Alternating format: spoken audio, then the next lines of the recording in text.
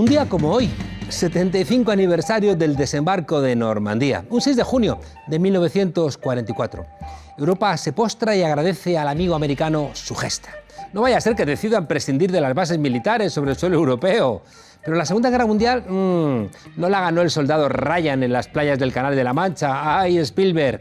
Quien ganó la Segunda Guerra Mundial fue el sargento Yakov Pavlov y el francotirador Vasily Zaitsev, desde el suelo de Stalingrado, que fue donde comenzó la contraofensiva soviética que paró los pies por vez primera a un ejército que desde 1939 parecía imbatible. El 3 de febrero del 43, Friedrich von Paulus, al frente del Sexto Ejército, capituló ante los soviéticos. Hitler, que era un anticomunista como los de la Plaza de Colón, dijo que ningún mariscal alemán se ha rendido jamás ante el enemigo. Y se fastidió porque se rindió y empezó el declive. Y todo terminaría en aquel búnker en Berlín con un tiro en la cabeza. La Europa de los banqueros y la de las multinacionales tiene problemas para agradecerle a Rusia los servicios prestados, porque en aquel entonces es que no era Rusia, es que era la Unión Soviética y cantaba la internacional malditos rojos. Además, sus negocios los tienen sobre todo con empresas norteamericanas. La historia la escriben siempre los vencedores y la gente se fía más de una película que de los libros de historia. Rivera cita a menudo a Nelson Mandela, que era comunista y practicó el terrorismo contra el régimen del apartheid, porque era de justicia hacerlo.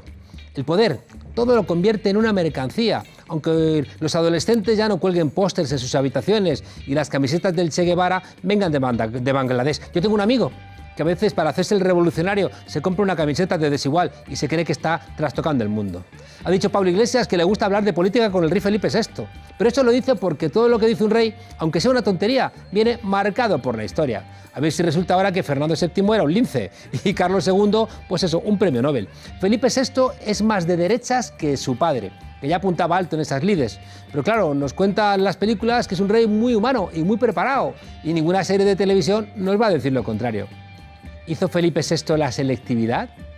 Pablo Casado no hizo los estudios del máster, pero los programas de televisión le han escrito el guión de su éxito. Y mientras no tengan bien atada su sustitución, nadie dirá nada de nada.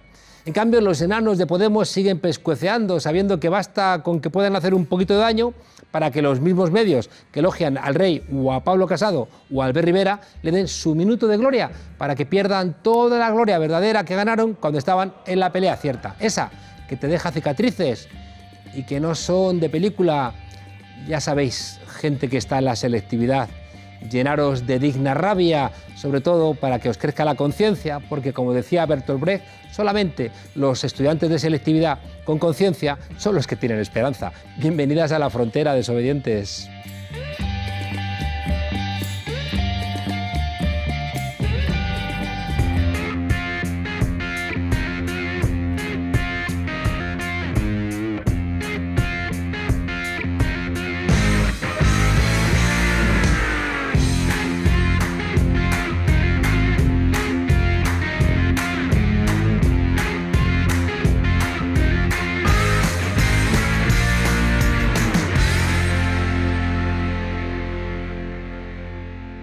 Y a mí, mirándome a la cara, nadie me habla de una derecha cobarde ni una derechita cobarde, porque no me lo aguantan la mirada. A mí no me lo aguanta.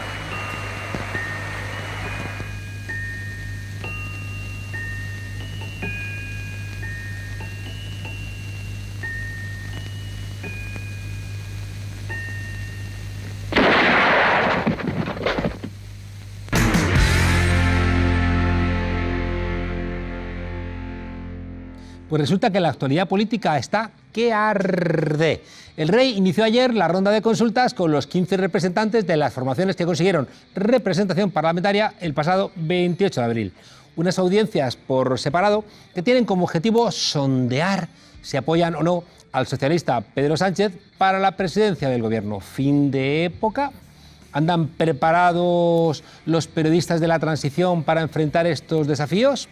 En las tertulias funciona una lógica de bloques, a la izquierda unos y a la derecha otros, aunque luego siempre están casi todos ellos de acuerdo en golpear a Podemos, en defender al rey y en no meterse con los que les invitan. Y para hablar de este y otros temas nos acompaña esta noche Jaime González, un pianista frustrado que abandonó la dirección de opinión de ABC el año pasado y se fue con la música a otra parte.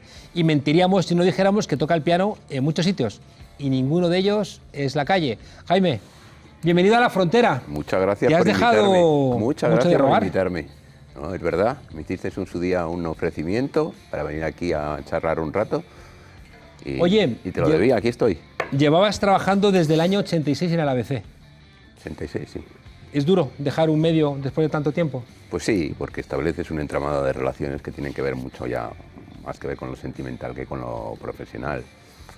Aunque sea un periódico de derechas, la gente es buena gente, ¿entiendes?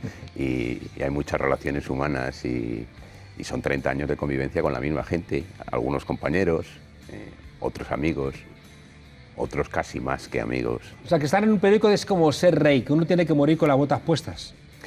Yo creo que eso era antes. Ahora los periodistas no jubilan también. Es decir, no hay que esperar hasta el último momento. Mira, yo recuerdo una cosa en el ABC. En el ABC, antes, cuando te jubilabas, cobrabas al día siguiente de jubilarte la seguridad social, la pensión, y al mismo tiempo seguías cobrando el sueldo. Todo eso cambió. Y cambió todo. O sea, ¿es una nostalgia económica o es una nostalgia también de coherencia ideológica? No, simplemente te quiero hacer esa referencia para que veas que los tiempos han cambiado y que incluso los periódicos de derechas también han sufrido los azotes de la crisis. Todo ha cambiado. Aquello era como un funcionariado en su día. Soy funcionario en el ABC. Pues casi, porque ten en cuenta que las carreras profesionales duraban un montón, 40 años. Para un periodista en su día, cuando yo entré en el periódico en el 85, entrar en el ABC, entrar en El País, pues, oye, colmaba todas sus expectativas profesionales. Y los directores parecía que estaban embalsamados. Y los directores eran directores de larga trayectoria, Hay una cosa que he vivido siempre y supongo que también pasaba en el periodismo. Cuando yo entré a la universidad, los jefes eran los mismos que cuando prácticamente ahora, ¿no? Es decir, solamente cuando se han jubilado algunos ya con 70 años, pero tenían 30 años y mandaban, llevan 40 años mandando. Pero en el periodismo cambió un poco, porque en un determinado momento, como consecuencia de la crisis, cuando los jefes, los redactores jefes, los jefes de sección, aquellos que ya tienen unos añitos más y tienen también un poquito más de nómina, se convierten en un problema porque la nómina es muy cara, entonces son... Echarlos, sustituirlos por jóvenes. Sustituidos por Oye, jóvenes. ideológicamente, ¿cómo está la ABC ahora mismo? Yo creo que está donde siempre ha estado, te lo digo sinceramente. Yo creo que es un periódico evidentemente de centro-derecha, que tiene 3 patas, 3 referentes que son inamovibles, bebe naturalmente de las raíces cristianas, es monárquico, y cree en la familia y en las señas de identidad clásicas de lo que es la derecha, el centro-derecha. Pero ahora con esta profusión de partidos de derecha, ¿no anda un poco despistado? Vamos a ver, yo siempre decía una cosa en el ABC. Aquí no hay que ser de ningún partido de derechas. En todo caso, los partidos de derechas tendrán que ser del ABC. Primero porque nosotros llegamos antes, llegamos a finales del siglo pasado. Del siglo pasado, no, del anterior al siglo pasado. Y claro, hacerse... Los que tenéis ya una edad, decís el siglo pasado y pensáis en el 19. Claro, fíjate. Y yo les decía siempre eso, les decía, vamos a ver, nosotros somos lo que somos y nosotros no tenemos por qué ser la muleta ni la correa de transmisión de ningún partido político. Bueno, pero yo he visto el ABC pegarle, seguramente por la condición monárquica, unas hostias a Ciudadanos de Aquí te espero. ¿A Ciudadanos? Sí, bueno. A Begoña Villacís, un poco por diciendo, Ciudadanos no os paséis, respetándonos al PP, que anda magullado y salió ahí el ABC a defender pues al te voy PP. A decir una cosa, puede ser que a lo mejor por aquello de las inercias del pasado y que el Partido Popular es un partido que arranca ya desde hace años, podamos tener eso, te lo puedo aceptar. Ahora te digo que si tú conocieras a la gente que trabaja en el periódico, la gente que te sorprenderías. Seguramente. Y te sorprenderías porque verías un ejercicio de pluralidad cotidiano y el ejercicio riguroso de la profesión. Luego que al final las decisiones las toman los de siempre. Oye, Jaime, Prisa, Vocento, Unidad Editorial, A3 Media, Mediaset, ¿la concentración de medios ha acabado con la libertad de expresión? No, y yo creo que la libertad de expresión es una palabra que es muy bonita, pero yo creo que en profundidad, si lo analizamos en profundidad, no nos la hemos creído nunca.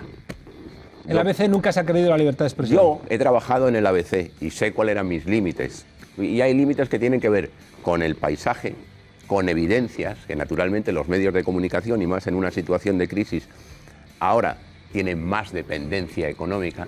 Y cuando hay dependencia económica, Juan Carlos... sea, no te puedes meter con quien te paga. No, te puedes meter, Pero pagas un precio. Claro, pero eso se le pasa a todo el mundo. No me mires con cara rara. Vamos a ver, cuando... Yo soy funcionario. Y aunque me metiera con mis señoritos, que lo hacía, ya no me podían echar. Bueno, los funcionarios, pero tú eres un funcionario muy particular. Habrá otros funcionarios que trabajan directamente en ministerios y que tienen una ideología y que están sujetos también al que manda. Y en esos momentos ellos podrán decir también...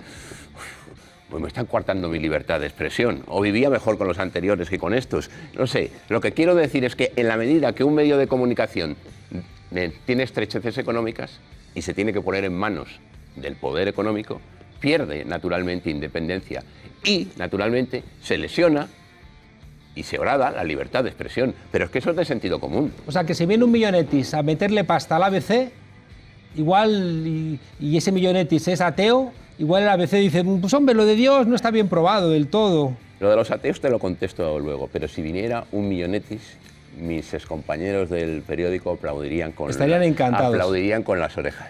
Oye, déjame que te pregunte por las cloacas del Estado, porque las cloacas también han llegado, de alguna manera, a todos los medios y también al ABC. Específicame. El ABC en su día se sumó, por ejemplo, al linchamiento de Podemos. Vamos a ver unas cuantas portadas al respecto.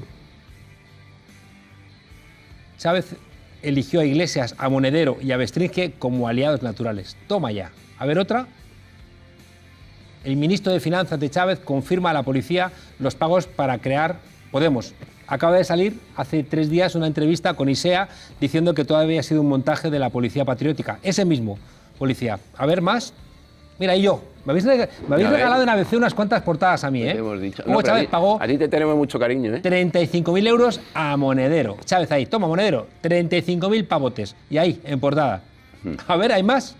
Ah, sí, mira, otra. ¿Cuál queremos? Podemos manipula la muerte natural de un inmigrante. Otra portadita solamente para mis ojos. ¿Cuál quieres que empecemos? ¿Con esta última? Madre mía. ¿Quieres que empecemos con esta última? No, me interesan las de... ¿Por qué no quieres empezar con esta última? Bueno, por eso podemos empezar por esa última. Vamos por la del última. inmigrante. ¿Qué ocurrió, Juan Carlos Monedero, al final con el inmigrante? ¿Qué ocurrió? ¿Qué se demostró? ¿Qué quedó probado? Se demostró que el pobre hombre que había habido una redada. Él no estaba en ese momento en la Puerta del Sol, pero se asustó cuando ve un movimiento. Echó a correr y le dio desgraciadamente un infarto. Claro. Y ¿Qué ocurrió? Dos policías ¿Qué ocurrió? municipales. Tú estabas allí conmigo al día siguiente en 4, en las mañanas de 4. Hablaste de racismo de Estado, hablaste de unas cuantas barbaridades que al final se quedó en nada, Juan Carlos. Desgraciadamente había muerto por un infarto. Y te digo más, Juan Carlos Monedero. Y la policía municipal fue a socorrerle. Fue a socorrerle. Sí. En un rasgo de humanidad que naturalmente les honra. Déjame preguntarte, que te veo muy avezado en las tertulias y no, te incorporas en el sofá y te elevas sobre tu propia condición. Lo relevante es que los inmigrantes en España tienen una mala situación, no se les reconocen papeles, tienen dificultades para ir a la seguridad social, a que les atiendan. Si este hombre seguramente hubiera tenido un tratamiento médico, pues no se pega una carrera y se muere de un infarto. Vemos que hay maltrato a los inmigrantes en muchos ámbitos. Es simplemente lo que se denunciaba, al calor de la muerte desgraciada de un tipo que resulta que si alguien de ellos puede contar su peripecia cuando vienen desde África, los 2 años que tardan, la gente suelta unos lagrimones y dice, pobres negritos, ¿cómo me solidarizo con ellos? Pero después los ves en tus calles, malviviendo, y parece que la gente se desentiende. Yo te voy a decir una cosa, yo te conozco un poco, pero tú no te conmueves más que yo cuando ocurren situaciones como esta. Y yo lo sentí naturalmente. Y yo naturalmente, que tengo contacto también con gente inmigrante que las están pasando canutas y cercanos, yo me conmuevo, me conmuevo. Ahora, la verdad es la verdad, Juan Carlos. Eso es la verdad es la verdad. Y lo que ocurrió allí fue toda una estrategia puesta en marcha por algunos. Mira, no voy a decir ni quiénes, que lo que pretendieron es falsificar la realidad para vender la idea de que en España el racismo mata. Y puede ser, pero no era el caso. Yo fíjate que tengo la lectura contraria, creo que fue un montaje, creo que fue una manipulación, donde había partidos políticos que quieren gentrificar Lavapiés, que querían presentar con Lavapiés como si fuera una lucha campal para terminar de echar a los pocos vecinos que quedan allí, como ahora están haciendo, vendiendo a fondos buitres edificios enteros para echar a los vecinos y que no haya ningún tipo de protesta porque la gente ha visto en los telediarios que Lavapiés es un territorio sin ley. Pero vamos a lo otro, que me parece que es más relevante.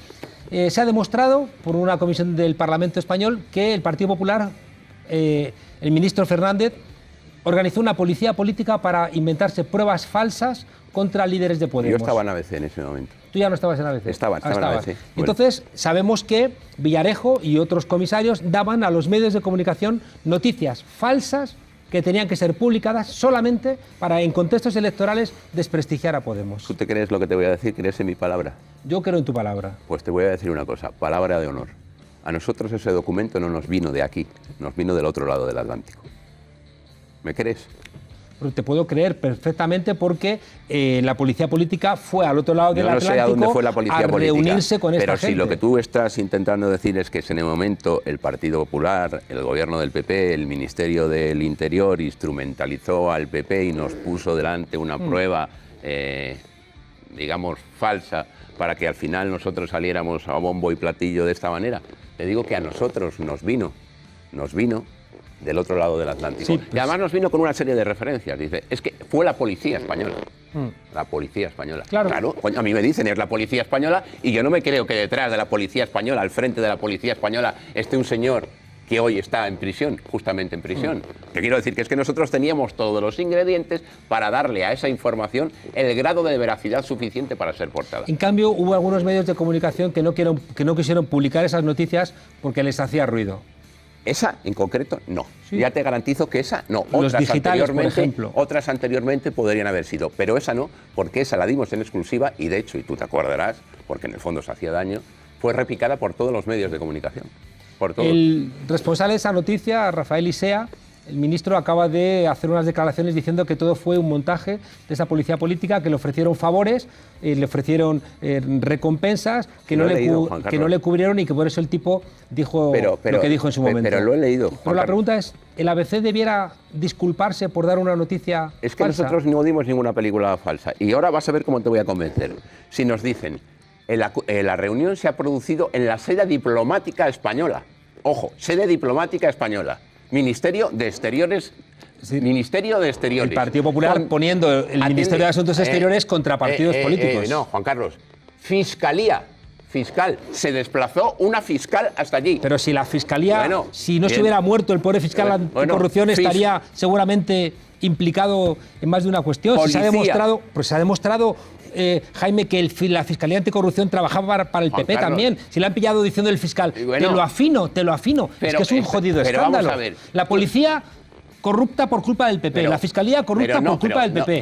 Y los periódicos más allá también. de las culpabilidades, es que aquello que pudo ser una encerrona, el señor acaba de declarar que efectivamente él sintió como que le estaban haciendo una especie de extorsión, una suerte de chantaje. Pero en su momento, cuando nosotros publicamos la información, tiene todos los ingredientes para ser absolutamente veraz. O por decirlo de una manera más clara, yo que soy católico, para ir a misa. ¿Y por qué, Juan Carlos? Porque cuando a nosotros nos dicen, ojo, que la policía le está tomando declaración en una sede consular española, con la asistencia, como demanda el procedimiento de la Fiscalía. Entonces tú dices, Jaime, coño, verde y con asas. Ahora que sabemos que todo era un fraude, que... Lo hemos sabido con posterioridad, pero eso no puedes reprochar a la ABC. No, pero ahora que sabemos que todo ha sido un fraude, que el PP organizó una policía política, que la Fiscalía fue utilizada para ir contra adversarios políticos, que se han robado teléfonos móviles para sacar información que después era publicada, ¿tú no crees que esto que ha ocurrido es peor que el Watergate? Hombre, el Watergate... Eran micrófonos para investigar a un partido opositor. Esto ha sido policía inventando pruebas falsas. Mira, en el fondo, contra... ¿No crees que es peor que el Watergate? En el fondo todo obedece a lo mismo, cada uno a sus distintas escalas. El Watergate es un caso que tuvo una relevancia mundial. Y esta, en cambio, parece que se quiere ocultar. Ya, pero lo que te quiero decir es que al final lo que se busca es el poder. Es una lucha descarnada por el poder. Los que lo tienen para mantenerlo y los que no lo tienen porque aspiran a tenerlo. Eso es lo que ocurre. Oye, que nos hemos comido el tiempo. Déjame preguntarte corriendo algo. Creo que estás bastante indignado con David Jiménez porque en su libro El Director te acusó a ti, entre otros, de haberos quedado con dinero del Corte Inglés y de haber participado de alguna suerte de prebendas que después hubieran implicado que no os metíais con los medios económicos o empresariales que os financiaban un viaje o cualquier otro tipo de o publicidad, etcétera. Tú me conoces, nosotros teníamos un programa radiofónico, pequeñito, sin grandes aspiraciones, Pero llegó a tener 60.000 oyentes por la noche. Y naturalmente nosotros producíamos el programa. Y en aquellas, quien nos dejaba el estudio, quien nos dejaba las instalaciones, era Intereconomía. Llegamos a un acuerdo. Nosotros teníamos la publicidad y como consecuencia de tener la publicidad, pues la mitad para ellos, para el que nos cedía las instalaciones, y el resto para nosotros, que éramos 3. Pagábamos a los colaboradores, le dábamos 100, 125 euros, éramos una radio humilde, y el Corte Inglés, efectivamente, a fin de mes nos facturaba. ¿Cantidad mía? Pues viene ahí, 800 euros. Pero yo he hecho campaña de publicidad por el Corte Inglés, no, poníamos los anuncios aquellos de el veranito, y salían los spots clásicos que salen en cualquier televisión. Y entonces, una vez, un grupo de hackers pirateó la señal, la página del Corte Inglés, y consiguieron entrar en el servicio de pagos. Y entonces publicaron efectivamente a grandes titulares algunos medios de comunicación. 2 periodistas o 3 periodistas a sueldo del Corte Inglés. Lo que decía César Alierta, que tenía 80 periodistas bajo nómina. Yo de lo de César Alierta, a mí ahí no me pillas. Yo te garantizo que en lo mío se ha presentado ya una demanda y veremos. Ante los tribunales de justicia no veremos, por lo que yo considero que es una auténtica Jaime González, periodista, exdirector de opinión del ABC. ¿Eres optimista con el futuro de España? ¿Qué va a ocurrir? Cuéntame en un minuto qué va a pasar. Al final, ¿quién va a hacer gobierno? Yo siempre soy optimista. Pese a que los españoles tenemos... ¿Quién va a hacer gobierno en España? ¿Quién va a hacer gobierno? Sí. Pues, hombre, yo creo que lo va a hacer Pedro Sánchez. ¿Con quién? Pues con el apoyo puntual de tu queridísimo amigo Pablo. Ajá. Y tú sabes igual que yo. Bueno, y tú Otra que lo cosa veas. es que las aspiraciones de tu queridísimo amigo Pablo no se vean satisfechas, porque no creo que vaya a entrar por ningún ministerio. ¿Tú crees que no va a ser ministro? Yo creo que no. Bueno, el exdirector del ABC da su opinión, después de no haber querido opinar si lo que ha ocurrido en España es peor que el Watergate. En fin, eso quedará sobre tu conciencia. Jaime González, muchísimas gracias por acompañarnos. Un placer venir y estar aquí. Un periodista de esos de raza. Un hombre, en lo personal, muy honesto, y que ha sido testigo de buena parte del periodismo de los últimos años en nuestro país, para bien y para mal, y que da la cara en venir aquí a la frontera, donde hay que ser valiente para hacerlo. Así que muchas gracias por acompañarnos. No lo soy tanto. Y tú, Lolo, haz lo que creas conveniente con toda esa caterva que tienes de botones capaces de trastocar el orden occidental. Un punto de su programa electoral que me pareció fascinante. El consentimiento afirmativo. Dice su programa: garantizaremos con el Código Penal que todo lo que no sea un sí es un no. ¿De verdad van a garantizar eso? Señora penalmente, Álvarez, no es que un silencio es un no. Es no, y una sobre duda. todo en el consentimiento femenino. Hablar. No es no. ¿Un silencio es un no? Ustedes dicen que un silencio es un no. Y una duda, ¿de verdad van diciendo ustedes sí hasta el final?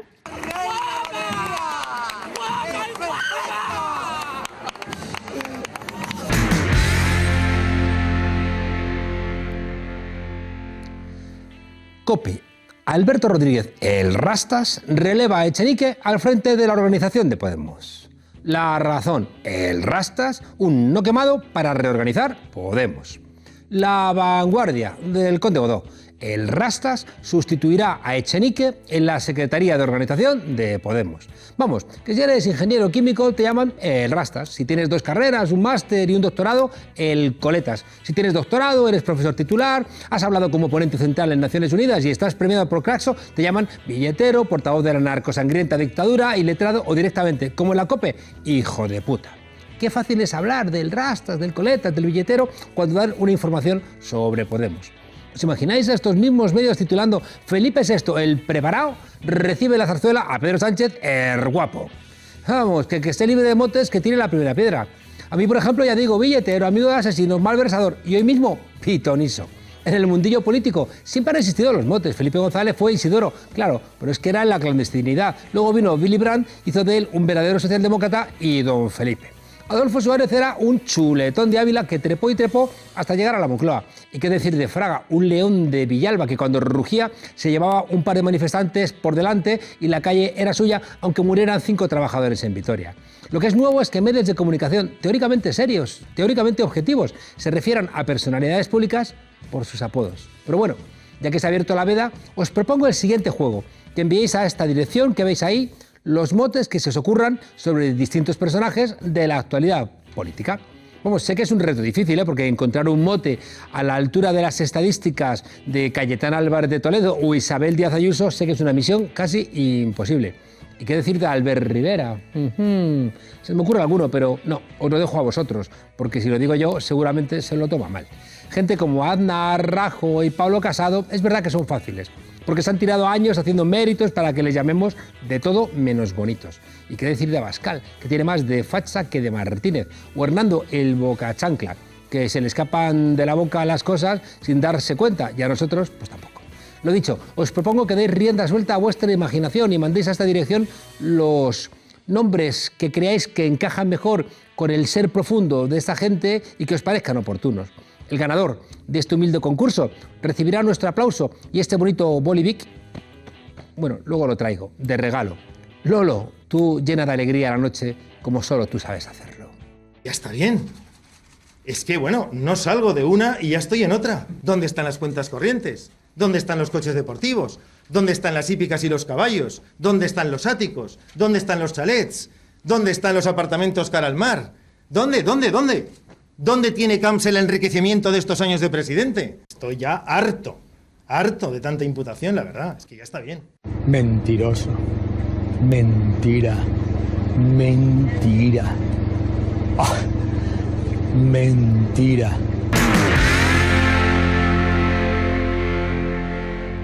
Uy, el Vic. Lola Vendetta no se está quieta. Así no debe empezar uno la presentación de nadie. En fin, que Lola Vendetta vuelve a la carga, pero en esta ocasión lo hace envainando su famosa espada. Un sorprendente cambio que obedece a la necesidad de un mayor diálogo entre hombres y mujeres. ¿Quién dijo miedo? De ahí también el título de su nuevo libro, Lola Vendetta y los hombres, que su autora define como el primer grito pacífico de su alter ego. Porque detrás de este personaje se esconde Raquel Riba Rossi, una joven ilustradora, hija de los 90, residente en Barcelona, quien en 2014 decidió dar vida a Lola Vendetta, que no se está quieta, que nació bajo la necesidad de expresar lo que la autora sentía hacia estas cosas de la sociedad y de algunos individuos que le tocaban literalmente los ovarios. Raquel. Hola, ¿qué tal? Buenas noches.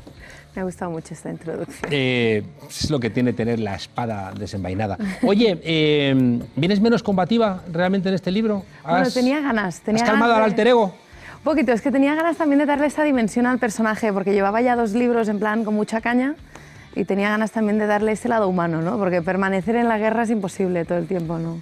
Uno se cansa mucho. Darle un poquito de vacaciones también. Raquel, ¿somos iguales todos los hombres? No. Es imposible determinar que todos los seres humanos son iguales. Pero no. Y de hecho ese es el camino que se encuentra Lola Vendetta, ¿no? Desde la rabia, desde el resentimiento, desde un dolor que tiene muy adentro por cosas que le han pasado en el pasado y demás, le cuesta mucho sentir compasión hacia según qué masculinidades, y en este libro justamente empieza el camino de deshacerse un poquito, ¿no? De hacerse un poquito más humana y dejar de ser la inquisidora un poquito que ha sido siempre. Tengo la sensación de que a la buena de Lola le viene la conciencia y la inteligencia y los libros leídos y las reflexiones de las feministas que antes de ella fueran, pero de repente a veces le vienen como otra cosa y dice, iros todos a la mierda, ¿no? Es que yo creo que a todas nos pasa un poco, ¿no? Como que tienes un lado así de nutrirte de información buena y demás, y luego tienes momentos de realmente querer sacar la katana y mandarlo todo a tomar por saco. Pero y ahí por eso te decía, claro, ahora hay como mucha biología, ¿no? Hay muchos libros y muchas reflexiones. Y es verdad que si todo es biología, perdemos el libre albedrío y nos convertimos en autómatas. Pero la biología manda, ¿eh? No sabes cuánta gente conozco que se consideran superizquierdistas, o me meto yo también, que nos consideramos gente muy responsable con la redistribución de la renta y la justicia universal, pero luego somos, con las mujeres, hombres privilegiados. ¿A qué te refieres con privilegio? Bueno, pues porque vivimos en una sociedad patriarcal donde nos permitimos no ser tan generosos en la práctica como lo somos en la teoría con la redistribución de la renta. Vamos, que podemos ser unos cabrones. En la obra de La Jauría, que es una obra maravillosa, ¿no? Sobre los textos de lo de la manada, que está como flotando, ¿no? En el libro. La maravilla de esa obra es que los 5 tipos de la manada podían ser cualquiera de nosotros, no son 5 monstruos, podían ser cualquiera de nosotros. Bueno, es que al final el machismo es como una especie de enfermedad, ¿no?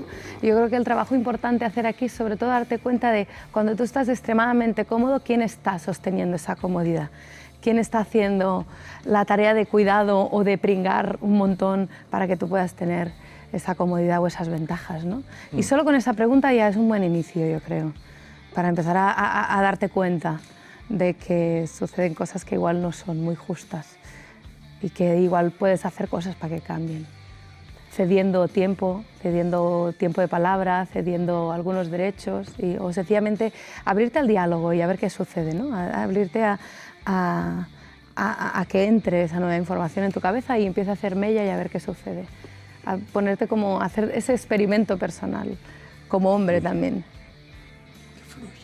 Que fluya un poquito toda esa información por dentro, ¿no? Oye, ¿y eso no es incompatible con esa idea de ser la feminista perfecta? Sí, lo dices por una viñeta que hay en el libro, ¿no? Sí, bueno, yo llegué a un momento en que me colapsé un poquito porque intentaba ser la feminista que lo ha leído todo, la feminista de tal, y no llegaba, leo más lento, soy disléxica, tal y cual, y al final dije, bueno, da igual, voy a empezar a basar el feminismo que yo predico en mis libros y demás, en las conversaciones que tengo, que al final es lo que más me gusta, o sea, estar con mujeres y con hombres y hacer muchas preguntas para entender al final a los seres humanos que hay alrededor. Es que parece, Raquel, como que Lola tiene miedo a veces de ser una mala feminista. Sí, un poquito. Lola no, Raquel Ribarrosí tiene miedo de eso. Y sobre todo de las redes sociales, porque Lola al final está encerrada en un libro. Lola tiene un muro de protección, pero Raquel Ribarrosí no. Entonces hay veces me da miedo de equivocarme, claro, porque sé que en una equivocación, hablando de feminismo, puedes herir a muchos colectivos. Entonces intento siempre ser como muy específica con lo que digo, pero cuando la cago me da mucha impresión, porque es algo que me importa muchísimo. Parece que es como una religión con una serie de preceptos donde si rompes alguno tienes que irte al desierto 40 años a penar por haber sido mal feminista. Sí, a veces sí lo parece, que hay como esa presión. También es la presión que se pone una misma, ¿no? Yo también en este camino de feminismo también me he dado cuenta de esa necesidad de perfección con la que crecí como mujer también, la necesidad de no abrir la boca si no sé que lo que digo es perfecto, preciso y exacto, ¿no? Entonces, mi ejercicio en todo esto también está siendo el ejercicio de equivocarme en público y que sea lo que Dios quiera también, lo que Dios quiera.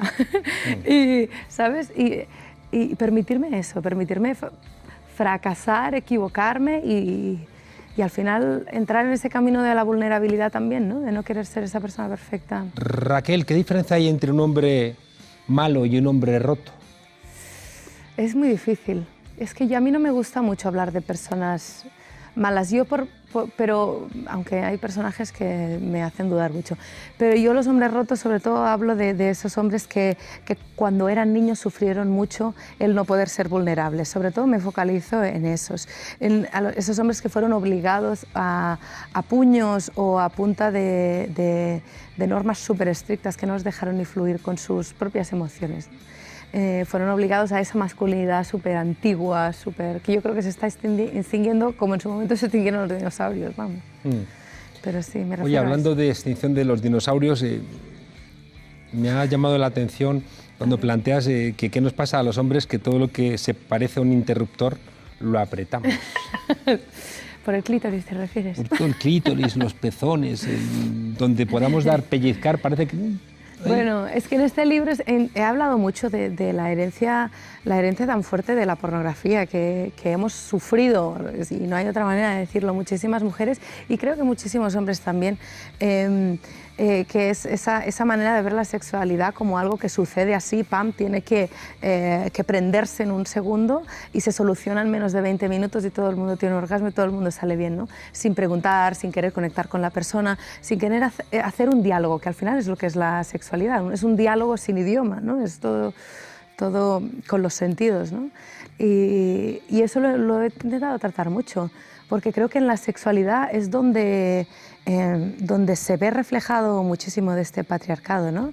Tengo una amiga colombiana que siempre dice es muy fácil ser feminista en la calle, pero ahora sé feminista en la cama, a ver cómo lo haces, ¿no? Es más complicado porque hay un momento de vulnerabilidad, de querer quedar bien, de lo que has visto en televisión, de querer reproducir según qué imágenes. ¿No es, Raquel, intelectualizar demasiado el sexo? ¿No se puede ir al sexo a través de una intuición sana? Sí, sí, exacto. Yo creo que hay que reducir toda... De hecho, sí, me encanta porque es que ir quitando esa información que hemos visto... Desaprender. Desaprender, exacto, para volver igual incluso a ese lado más instintivo, ese lado más animal, ese lado más que esto va a sonar un poco extraño, pero como recuperar ese lado más pueril de estar jugando y de aprender a que cada persona es un mundo y que no porque ayer te acostaste con Pepito, mañana te acuestas con Juan y es lo mismo. Es un diálogo nuevo. No todas las conversaciones son iguales y no pueden serlo. Sobre todo conviene que cuando te acuestes con Pepito no le llames Juan. Sí, eso es importante. Eso es Ni innecesario. Sí. Oye, claro, hay algo que tengo un poco la sensación también leyendo el libro y que le pasa a veces al feminismo, ¿no? Que se pasa de intelectualidad y al final no le entienden las mujeres a las que supuestamente vienen a rescatar, ¿no? Yo creo que tú no afirmarás que cualquier tiempo pasado fue mejor, es decir, que seguramente nunca en la historia de la humanidad las mujeres han estado en conjunto en el planeta mejor que ahora. ¿O eso es una tontería afirmarlo? Se dice como hace 4.000 años o así, se ve que estamos bastante bien por lo que he leído, pero a ver, mi intención en todo esto siempre fue... Hace 4.000 años dependen. Ya. Pero mi intención en todo esto siempre ha sido que me entienda todo el mundo. Es decir, yo tengo un hermano que tiene una discapacidad y yo creo que siempre he vivido con esa pequeña obsesión de hacer cualquier tipo de arte que yo pueda hacer. Yo estudié Bellas Artes, o sea, ya sea escultura, el libro o cualquier tipo de arte a través del cual yo me quiera expresar, que un chico como mi hermano me pueda entender. Entonces, partiendo de esa base, a mí me ha ayudado mucho esta norma, porque luego significa que me puede entender cualquier persona. Yo, por ejemplo, me gusta encontrarme de vez en cuando libros que están hechos un poquito con la misma perspectiva, porque, te lo voy a decir así de claro, cuando estoy ovulando tú me puedes poner a mí el libro más complicado, pero cuando tengo la regla, mi cerebro no da. Entonces, a muchas mujeres también les pasa eso, ¿no? Y me gusta pensar que estoy generando un libro que se puede coger en cualquier momento y que no necesariamente tienes que dedicarle codos, sino que en un momento incluso de baño puede ser un libro de váter, ¿sabes? Que yo soñaba con hacer un libro de váter como Mafalda, que te hiciera reflexionar y que te cuestionara el mundo mientras tienes momentos así, ¿no? Entre una cosa y la otra, y al final es lo que intentaba hacer. Raquel es muy generoso, a veces pasa cuando no le quieres regalar ni siquiera determinados libros a determinadas personas para no ponerles en el marrón de tenérselo que leer sabiendo que son libros duros y demás, ¿no? Sí. Un poco de cuidado del otro. Sí. Los cuidados, ¿están los cuidados por aquí? Es un mimo, sí, yo creo que sí, es un mimo a toda persona que quiera empezar a entender. Luego tiene cantidad de libros, pero sí creo que es importante hacer un lenguaje así como un poquito más... Al final, es que los dibujos son el primer lenguaje escrito, por decirlo de una manera, que aprendimos. Los niños leen antes los dibujos que las letras, entonces creo que los dibujos son un buen caballo de Troya para cualquier mensaje. Entran como con un aura así de inocencia, pero de inocentes no tienen nada. Es más fácil. Oye, toda acción genera una reacción y los últimos 8 de marzo, con esa explosión de alegría, ¿no? y de comunión, genera también a los locos de Vox, ¿no? Que también están arrastrando a la derecha hacia posiciones que parecían desaparecidas en nuestro país. Se puede decir que hay hombres que odian a las mujeres y mujeres que odian a las mujeres. ¿Qué vamos a hacer? Yo voy a seguir trabajando como una loca, ya te lo digo ahora. O sea, y haciendo mucha presión para seguir hablando. ¿Por qué hay mujeres que compran ese discurso machista y homófobo? Estas no sé, a mí me cuesta mucho de entender, realmente. Creo que igual nunca se han encontrado a nivel personal con una historia de maltrato que te haya hecho bajar la cabeza sí o sí. Es decir, creo que cuando lo has vivido... Hay muchas mujeres que no necesitan haberla vivido ni en la familia, ni en una amiga y demás, pero sí que es verdad que hay otras igual, no lo sé. El caso es que a mí yo tengo clarísimo que mi posición en todo esto viene determinada por eso, por haberlo vivido en familia y verme incluso forzada personalmente a querer entender qué puñeta estaba pasando, por qué algunas de mis tías se habían encontrado en esa situación. Si eran mujeres inteligentes, mujeres emocionalmente súper inteligentes, leídas y demás, ¿qué había sucedido? ¿Sabes? Entonces ese fue mi camino y yo creo que igual a muchas personas les hace falta un trabajo de empatía de pronto, o de poder estar en un círculo de mujeres y escuchar. algunas de las historias que suceden. Raquel Ribarrosi, que ha dicho que qué puñetas pasa, pero si hubiera dicho qué coño pasa, pues aquí tienen el coño que aparece en su libro, Más vale Lola que mal acompañada. También ha escrito que Pachamama, y el último que os traemos aquí, ay, Lola Vendetta y los hombres. Oye, para despedirnos, Raquel, lo de tu katana y lo de la katana de Lola, ¿qué pasa? ¿Qué pasa con esa katana? Esto es una consecuencia muy friki de mi adolescencia, ¿no? Viene de toda la cultura del manga que llegó cuando yo era pequeña, con Dragon Ball y con todas estas series que vinieron detrás, Kenshin, tal. Entonces empecé con esta katana en plan a lo bestia, no solo contra hombres, que eso se dice mucho. Antes de Kill Bill. Antes de Kill Bill. No, Kill Bill también fue uno de los referentes, bueno. Sí. Pero empecé con esta katana por todo el mundo que le tocaba las narices a Lola Vendetta, que al final era una manera de entenderme yo y de escuchar mi rabia, que también era un sentimiento que en el mundo femenino, súper femenino en el que yo había crecido, donde se nos había castrado por distintos lugares a las mujeres, ese sentimiento no estaba permitido. Y poner a un personaje con ese arma a mí me ayudó a sacar esa guerrera que también puedo sacar en algunos momentos de la vida y la necesito. Raquel Ribarrosi, hombres que no lloráis, olvidaos. Id a Colón a buscar los restos del trifachito. Hombres que lloráis, tenéis aquí en estos libros, bueno, razones para explicar esos sentimientos. Y mujeres que tenéis una katana, vais a encontrar aquí cortado, con trazos amables, los dibujos de la transformación. Así que qué alegría que alguien nos ayude a pensar, de una manera fácil, que hasta en el sitio retraído del retrete nos permite encontrar ese yo escondido. Raquel, muchísimas gracias por acompañarnos aquí en La Frontera. Y a vosotros, desobedientes, os dejo pues con otra defensora de la mujer, con katana, todos los días con katana, llamada Irantxu Varela. No os perdáis el episodio de hoy del Tornillo, porque viene con cambios. No os lo perdáis. Hasta la semana que viene, desobedientes, que igual empezamos a tener gobierno. Vaya usted a saber. Gracias. Chao.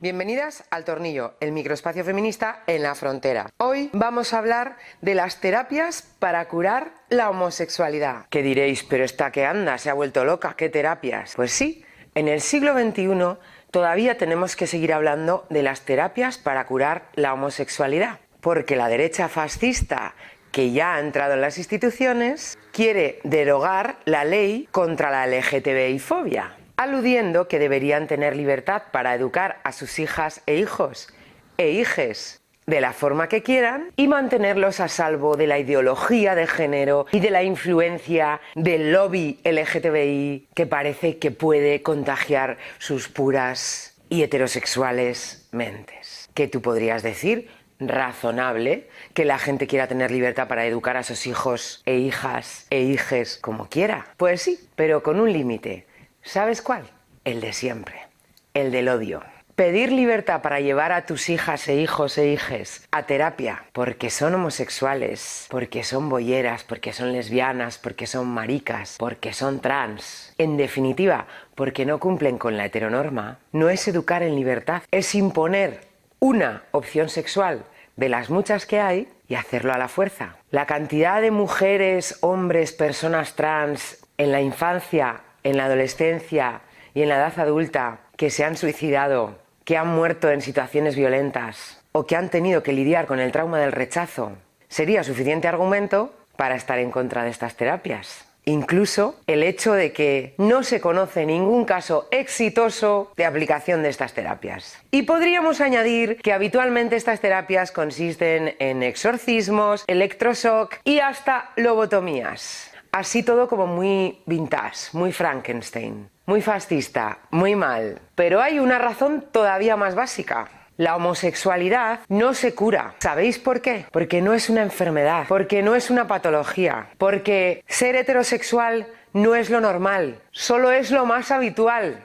Admitir que la heterosexualidad es lo normal sería reconocer que las personas homosexuales somos raras. Y por ahí no pasamos. Estamos en el siglo XXI. Como sociedad deberíamos admitir que nuestros deseos están construidos, están dirigidos, están orientados a la heteronorma y que las personas que desde la pulsión, desde la opción, desde la decisión, desde la orientación o desde lo que les sale de la mismísima entrepierna, eligen tener prácticas sexuales fuera de la heteronorma, tienen que ser libres para hacerlo, sin juicio, sin disgusto, sin preocupación, sin rechazo, sin dar explicaciones y, por supuesto, sin terapia. Y no se trata de ama a quien quieras, pero hazlo en tu casa. Se trata de tener el derecho a desear, a querer, a follar, a ligar, a hacer cada cual con su cuerpo y en interacción con los cuerpos de las personas que lo deseen, lo que nos dé la gana.